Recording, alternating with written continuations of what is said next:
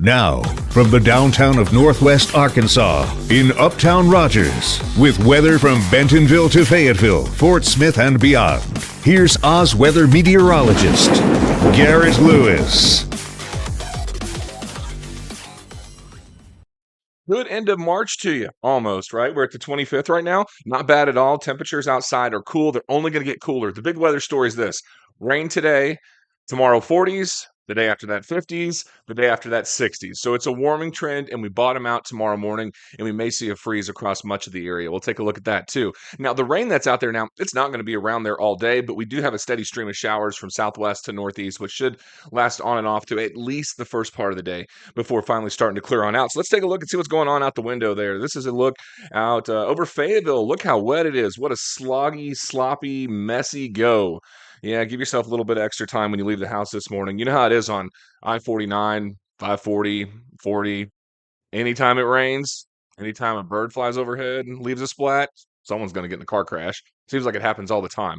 So be careful this morning and allow yourself extra time for any delays that you might counter all along the way. All right, so what does it look like? Well, this is the look at the surface chart. You have an area of low pressure that's just to our north out there around Nebraska. Now, notice three different fronts there. You've got the warm front. That pulled up that warm air.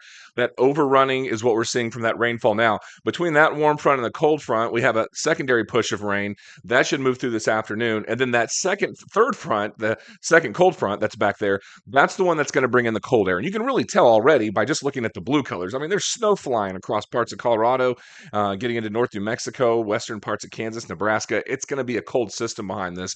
That's one of the reasons why it's going to be so cold tonight for freezing temperatures, but also why tomorrow's highs may even struggle to get out of the 40s in a lot of the region. So big picture looks like this as it's happening now.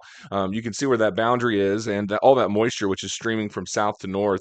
There's the low pressure here across Kansas, and then you've got the cold front, which stretches to the south. So we really won't be clear of the rain until the second one finally moves on through and moves across the area. Now, as far as radar goes, here's a look at what the radar is showing today. There are some heavier showers, some pretty heavy downpours that are right around Fort Smith this morning. Looking at that a little bit closer, we've got some of that heavy rainfall. It looks like it's falling right around Kibler and Alma. Real heavy rain back down through Lavaca this morning out on 96.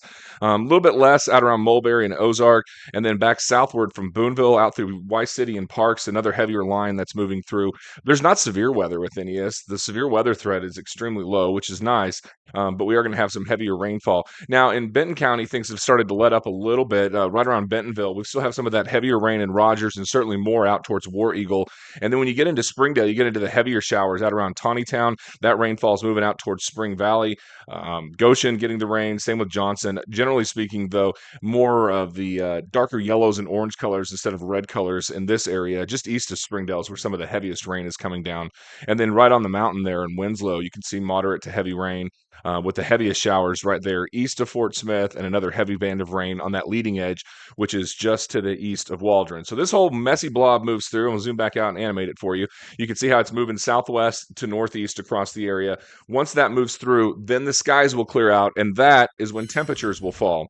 Those temperatures should bottom out somewhere right around 30, both north and south. So depending on where you are, plan for a freeze or a frost tonight. Keep in mind, these are approximate temperatures inside city limits. It will be a degree or two warmer due to the urban heat island effect.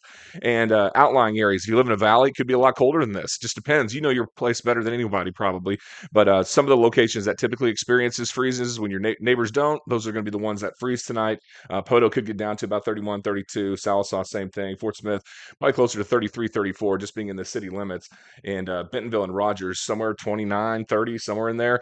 Give or take, I would say probably 28 to about 34 degrees on average is probably going to where most of us will land. So some of us may not get a freeze.